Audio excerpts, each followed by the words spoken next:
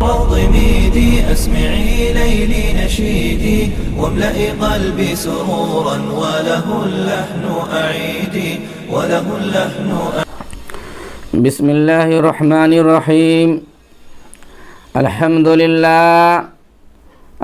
لله رب العالمين والصلاة والسلام على رسوله النبي الأمي الهادي الكريم وعلى آله وأصحابه وأزواجه وذرياته وأهل بيته أجمعين أما بعد فأعوذ بالله من الشيطان الرجيم بسم الله الرحمن الرحيم يا أيها الذين آمنوا استعينوا بالصبر والصلاة إن الله مع الصابرين ولا تقولوا لمن يقتل في سبيل الله أموات بل أحياء ولكن لا تشعرون ولنبلونكم بشيء من الخوف والجوع ونقص من الأموال والأنفس والثمرات وبشر الصابرين الذين إذا أصابتهم مصيبة قالوا إنا لله وإنا إليه راجعون أولئك عليهم صلوات من ربهم ورحمة وأولئك هم المهتدون صدق الله العلي العظيم وقال النبي صلى الله عليه وسلم صوموا يوم عاشوراء وخالفوا اليهود صوموا قبله يوما أو بعده يوما أو كما قال عليه الصلاة والسلام कि रोए वो जो कायल हैं अमवात शहीदा के, कि रोए वो जो कायल हैं अमवात शहीदा के, कभी हम जिंदे जावेद का मातम नहीं करते। क़त्ल हुसैन असल में मर्गे यजीद है, क़त्ल हुसैन असल में मर्गे यजीद है। इस्लाम ज़िंदा होता है हर करबला के बाद। मोहतरम इल्मी और ईमानी भाइयों, आज यौम आशूरा है। यौम आशूरा अपने दामन में बड़े बड़े वाक़यात समेटे हुए है, बड़ी बड़ी मुहत्तम बिशान तवारीख़ को जगह दिए हुए है। इब्राहीम अलैहिस्सलाम नारे नमरूद से निजात पाए, नूह अलैहिस्सलाम की कश्ती जोदी पहाड़ पे लगी, यूनुस अलैहिस्सलाम मछली के पेट और समंदर के पेट दो तारीकियों से और दो जुल्मत से निजात पाए, बाहर आए। अय्यूब अलैहिस्सलाम मसाए में जो गिरफ़्तार थे उससे उनको बरात मिली। याक़ूब अलैहिस्सलाम जो यूसुफ़ अलैहिस्सलाम के हुज़्न व गम में मुब्तला थे, उनके फ़िराक़ पे रोते थे, जिससे उनकी बिनाई और रोशनी चली गई थी। अल्लाह ने रोशनी लौटा दी, वो भी यौम आशूरा था। मूसा अलैहिस्सलाम दरियाए नील से उबूर किए, पार लगाए। दरिया ने रास्ता दिया, पानी ने रास्ता बनाया, वो भी यौम आशूरा था। बड़े बड़े वाक़यात इस दिन पेश आए और सब के सब वाक़यात खुशी पे और कामयाबी पे मबनी थे। इत्तेफाक कहा जाए या मुक़द्दर को क्या मंजूर था नहीं मालूम कि यौम आशूरा के मौका पे यौम आशूरा को एक बहुत बड़ा वाक़या पेश आ गया जो करबला का मामला है। और करबला के दिन जो वाक़या पेश आया, जो शहादत पेश आई, वो भी यौम आशूरा। करबला का वाक़या ने सारे वाक़यात पे पर्दा डाल दिया। करबला की तारीख़ ने सारे तवारीख़ को दबा दिया। चूँकि ये हमारे बीच का मामला था और बाहमी इख्तलाफ की वजह से ये मार्का सामने आया। गैर से होता तो शायद ये गम ना होता। गम ज़्यादा होता है जो तकलीफ़ अपनों से पहुंचती है। जब बसलूकी अपनों से होती है तो तकलीफ़ ज़ाहिर है। कभी कभी इंसान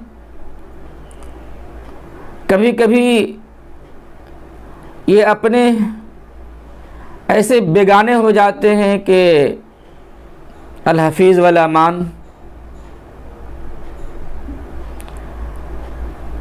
अपने मेहमान को बुलाकर हुसैन रज़ी अल्लाह ताला अन्हु गए नहीं थे, बुलाए गए थे। मेहमान थे, मेहमान करबला थे, मेहमान कूफा थे।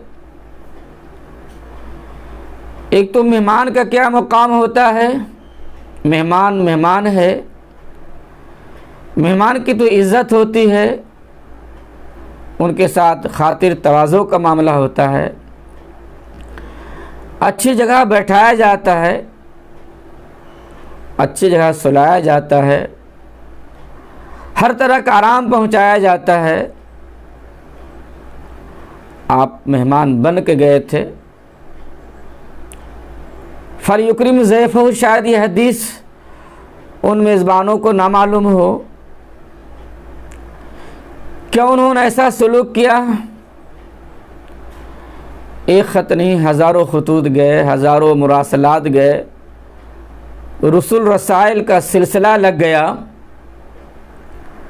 ख़तों की ढेर लग गई। इतनी दरख्वास्तें गईं, इतनी दरख्वास्तें हुईं कि इमाम हुसैन रज़ी अल्लाह तआला अन्हु को फ़ैसला लेना पड़ा। और कैसे फ़ैसला ना लेते? दीनी तकाज़े थे, इस्लामी तकाज़े थे, अदल व इंसाफ की कुर्सी बिछानी थी, जुल्म व तशद्दुद को मिटाने का मामला था, शरीयत के निफाज की बात थी, दीन के फ़रोग़ की बात थी। इमाम हुसैन रज़ी अल्लाह ताला अन्हु कैसे ही नहीं कबूल करते। आपने अपनी आरामगाह को छोड़ा, वहाँ तो बहुत ही आप इज़्ज़त के साथ, मोहब्बत के साथ, बड़े प्यार के साथ रह रहे थे, लेकिन दीनी तकाज़ों के लिए आपने सारी आरामगाह को छोड़ा, सारे ऐशो आराम को छोड़ा और आपने जाने का फ़ैसला फरमा लिया। सबसे पहले तो मुस्लिम बिन अकील को भेजा गया जायज़ा लेने के लिए, हालात और माहौल को देखने के लिए।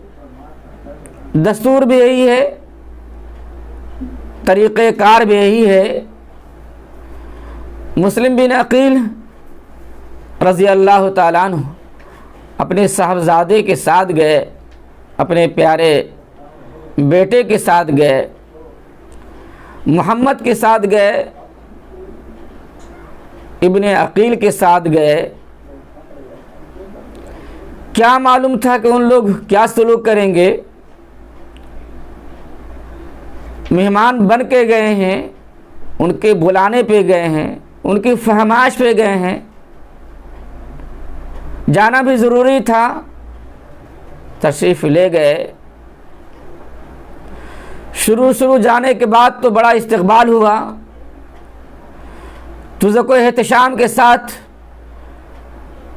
लोगों ने आपका वेलकम किया, मोहब्बत दी, प्यार दिया। 40,000 नफूर के साथ गवर्नर हाउस का मुहासरा किया, अपने घेरे में लिया।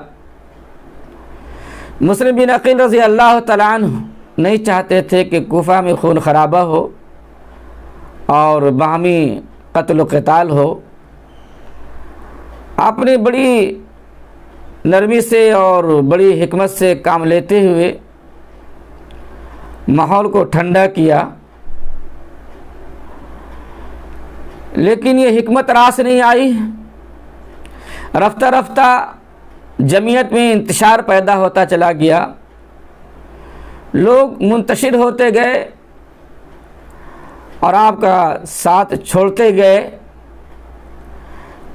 इब्ने ज़ियाद का तशद्दुद बढ़ता गया, उनकी तरफ से मज़ालिम का ऐलान होता गया कि जो भी साथ देगा मुस्लिम बिन अकील का, उनको तहे तेग कर दिया जाएगा, उनकी गर्दन ज़दनी कर दी जाएगी। मौत से डर के सब ज़िंदगी के आड़ में आ गए, ज़िंदगी के दामन में आ गए, मौत से कांप गए, डर गए। मौत तो बहरहाल मौत है, ज़िंदगी तो बहरहाल ज़िंदगी है। लेकिन ये मौत से डरने वाले और हयात के तलबगार कम से कम दूसरों को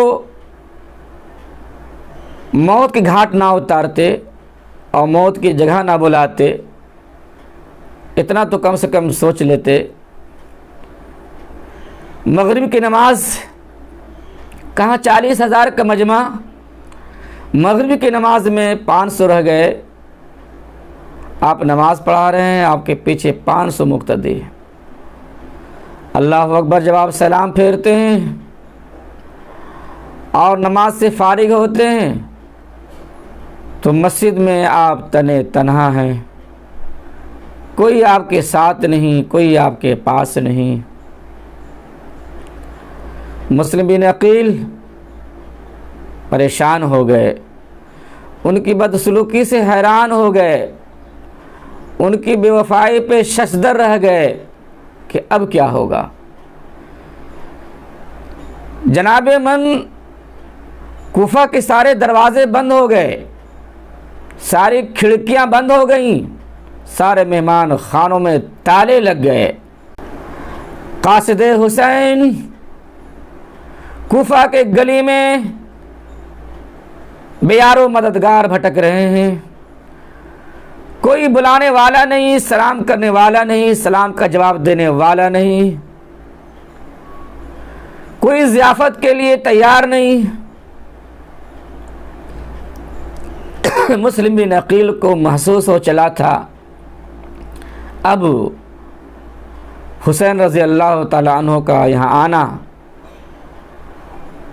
किसी एतबार से भी मुनासिब नहीं है। लेकिन ख़त तो जा चुका है, पहला पैगाम तो पहुँच चुका है, खुशगवार माहौल है, ये बताया जा चुका है। अब कैसे खबर हो। उनके दोनों बच्चे छुपे हुए हैं काजी शुरैह रज़ी अल्लाह तआला अन्हु के यहाँ। मुस्लिम बिन अकील भी छुप गए, लेकिन ये कब तक छुपते और कब तक वक्त साथ देता। मुखबिर हजरात फिर रहे थे, दुनियादार और गद्दार लोगों की एक जमात थी जो आपकी मुतलाशी थी। आखिरकार सुराग लग जाता है, जिस घर में आप छुपे हुए थे पता चल जाता है, लड़ाई होती है, खून खराबा होता है। आखिरकार इब्ने ज़ियाद के पास आप हाजिर हो जाते हैं। बहरहाल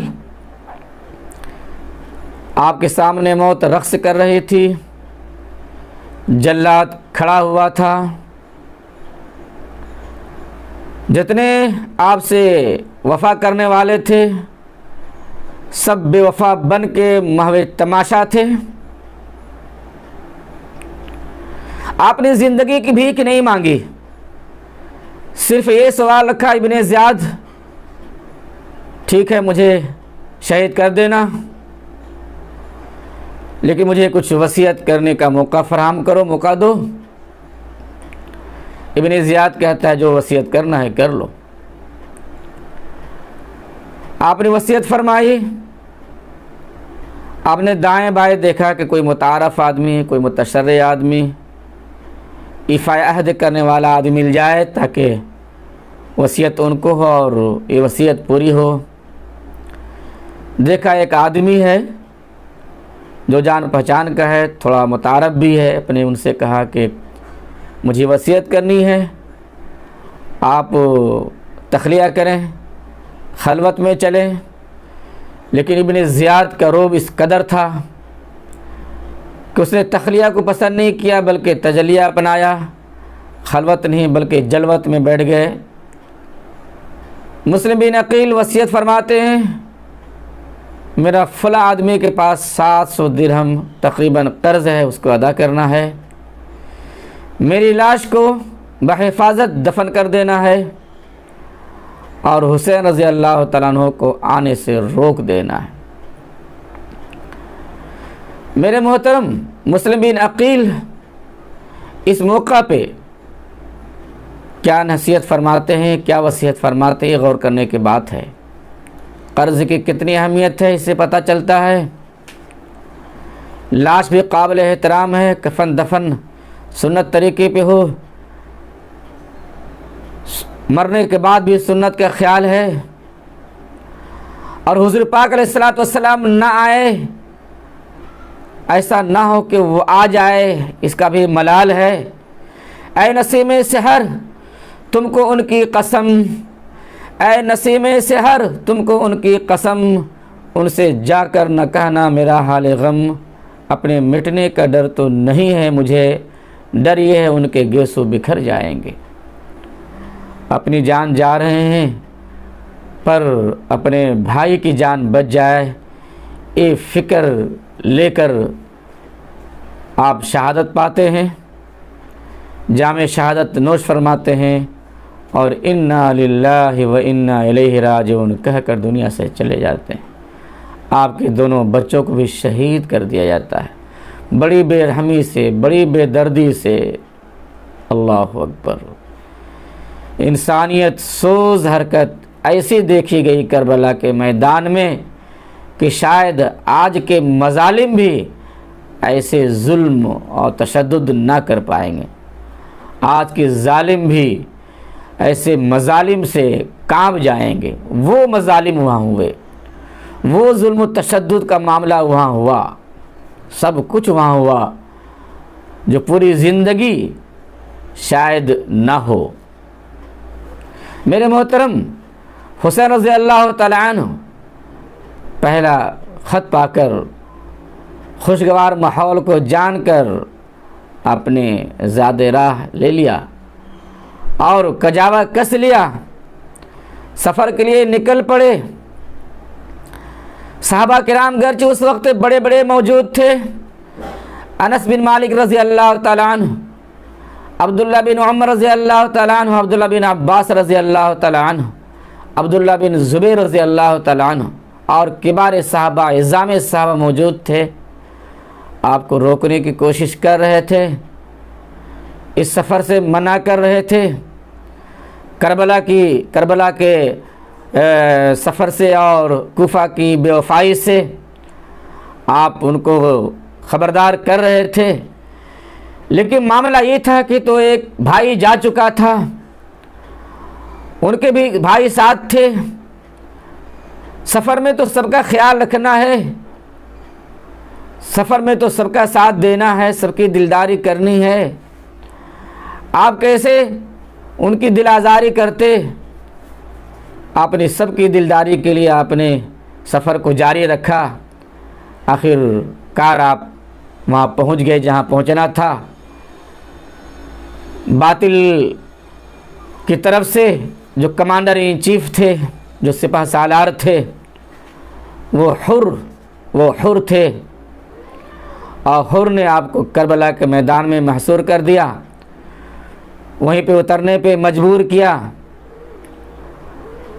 और आप वहाँ पर ठहर गए जहाँ पर कोई इंतज़ाम नहीं था, मिलने जुलने की कोई सूरत नहीं थी, ताल्लुकात वालों से मिलने की कोई राह नहीं थी, पानी नहीं था, दरिए फरात अगरचे था तो कुछ फासले पे था, और वहाँ जाना भी पाबंदी थी, वहाँ जाना भी पाबंदी थी। आप वहीं ठहर गए।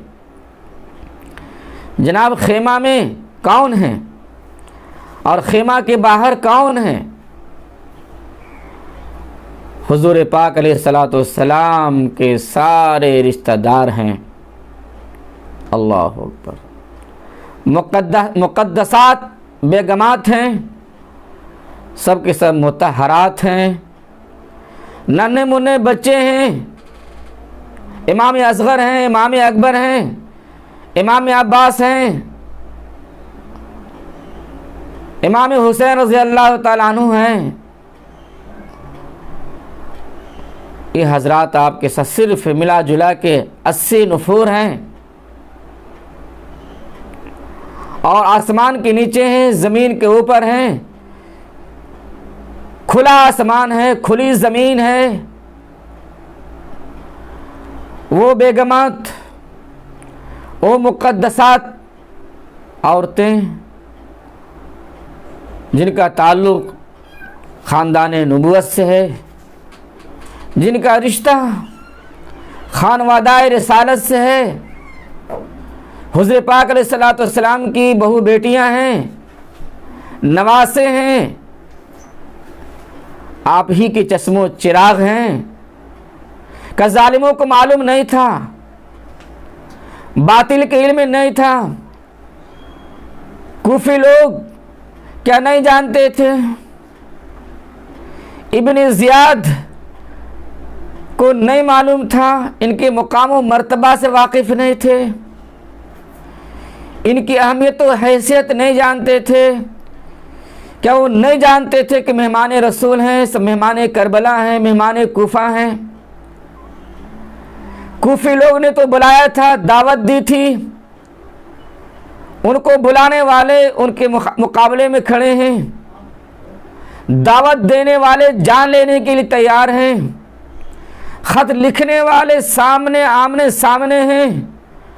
हुसैन रज़ी अल्लाह तआला अन्हु आवाज़ भी देते हैं, ऐ फलां तुमने ख़त लिखा था, ऐ फलां तुम्हारा भी कासिद गया था, ऐ फलां तुमने बुलाया था, ऐ फलां तुम्हारे ख़ुतूत हमारे पास हैं, ऐ कूफा वालों, ऐ बातिलो तुम्हारे रसायल हमारे पास हैं, हमने सबको जमा करके लाया है, अपने ख़ुतूत तो पढ़ लो, ख़ुतूत तो देख लो। सब ने इनकार कर दिया कि हमारे कोई ख़त नहीं है, कोई ख़ुतूत नहीं है। एक खुल्लम खुल्ला बेवफाई बरती गई, किज़्ब व इफ्तिरा से काम लिया गया। इमाम हुसैन रज़ी अल्लाह तआला अन्हु मायूस हो गए। एक तो असर था मुस्लिम बिन अकील की शहादत का, उनके 2 साहबजादे का, कोई सूरत नहीं बन पा रही है, बातें चल रही हैं। इमाम हुसैन रज़ी अल्लाह तआला अन्हु ने बात की, चाह रहे थे कि बाहमी खून खराबा ना हो, एक करबला हमारे खून से रंगीन ना हो, एक करबला की मिट्टी हमारे खून से लथपथ ना हो, किसी तरह से मामला टल जाए, जंग रुक जाए, जंग बंद हो जाए, आप जंग नहीं चाह रहे थे, जंग करने के लिए भी आप नहीं आए थे, आप लड़ाई की तैयारी में नहीं आए थे, मुसल्लह हो के नहीं आए थे, आप तो मेहमान बन के आए थे, आप तो दावत व तबलीग की नीयत से आए थे, आप तो लाखों को मुरीद करने के लिए आए थे, बैतुल सुलूक का रिश्ता बढ़ाने के लिए आए थे, जंग का तो इरादा था नहीं। आपने ये बात रखी, ऐ लोगों, या तो हम लोगों को मदीना वापस जाने दो, या फिर यजीद से मिलने दो, दमिश्क जाकर यजीद से मिल लेंगे, अपनी बात रख लेंगे, अपनी बात कह देंगे, वहीं तय कर लेंगे। जिस तरीके से मेरे भाई ने, हसन ने तय किया था, हम भी हुसैन बन के अपने भाई का नकल कर लेंगे, अपनी भाई की सुन्नत पे हम चलकर यजीद से कुछ मुआहदा कर लेंगे, हमको वहाँ जाने दो। इस पर भी राज़ी नहीं हुए। तीसरी बात आपने कह दी, अगर मदीना जाने नहीं देते हो, यजीद के पास जाने से अगर रोकते हो, ये मंजूर नहीं है, तो फिर मुझे कोई ऐसे महाज पे भेज दो, ऐसे महाज पे भेज दो जहाँ पर अगियार हों, हम वहाँ अपने हिसाब से रह लेंगे और अपने हिसाब से हम वहाँ पर काम कर लेंगे। हम नहीं चाहते हैं कि हम आपसी में ये जंग करें और बाहमी खून खराबा हो। आपने सारी सूरत अपनाई, जो भी सुलह का रास्ता हो सकता था आपने पेश किया, लेकिन बस उन लोग की ही बात थी कि बस यजीद पे बैत कर लो। कैसे बैत करते? चूँकि हुकूमत जुल्म व तशद्दुद पे चल रही थी, अदल इंसाफ का खून हो रहा था, मजालिम बढ़ते चले जा रहे थे, गरीब गरीबी में परेशान थे, मुफलिस मुफलिसी में परेशान थे, यतीमी काँप रही थी, गुर्बत और इफलास सिसक रहे थे। कैसे आप बैत करते? कभी बैत नहीं कर सकते थे। जान दे सकते हैं, पर नाहक के लिए हम अपने आप को पेश नहीं कर सकते। ये कैसे हो सकता है? आपने कबूल नहीं किया। आखिर मामला यही हुआ कि जंग हुई, लेकिन अल्लाह ताला जिसको तौफीक दे, यही हुर फिर सफ़े बातिल से निकलकर सफ़े हक में आते हैं और अहले बैत की मोहब्बत से सरशार होकर हुसैन रज़ी अल्लाह ताला अन्हु की सफ़ में खड़े हो जाते हैं। अल्लाह अगर तौफीक न दे, इंसान के बस का काम नहीं। फैज़ान मोहब्बत आम सही, इरफान मोहब्बत आम नहीं। मेरे मोहतरम बुज़ुर्गों, दोस्तों, जंग हुई, सब शहीद हो गए, एक एक करके शहीद हो गए। इमाम हुसैन जिस तरीके से मुस्लिम बिन अकील कुफा की गलियों में तन्हा रह गए थे, इमाम हुसैन भी मैदान करबला में तन्हा रह गए।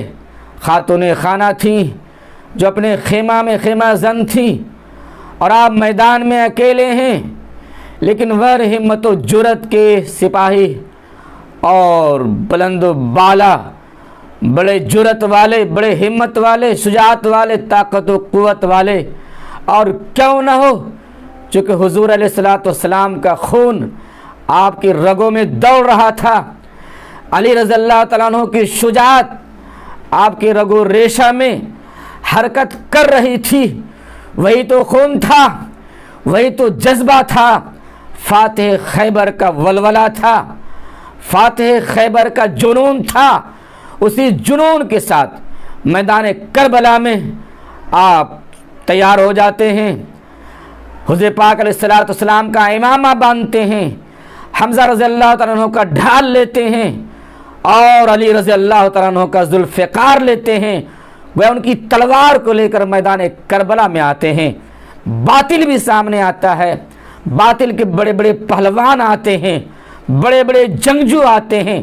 ज़मीन ने देखी, तारीख गवाह है, चश्मे फलक ने देखा कि आप एक एक करके सबका सफाया कर रहे हैं।